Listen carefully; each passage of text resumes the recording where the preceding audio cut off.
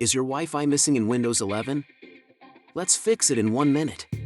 Open Start, select Settings, then go to Network and Internet. Make sure Wi-Fi is turned on and airplane mode is off. If the Wi-Fi switch is missing, open Device Manager and expand Network Adapters.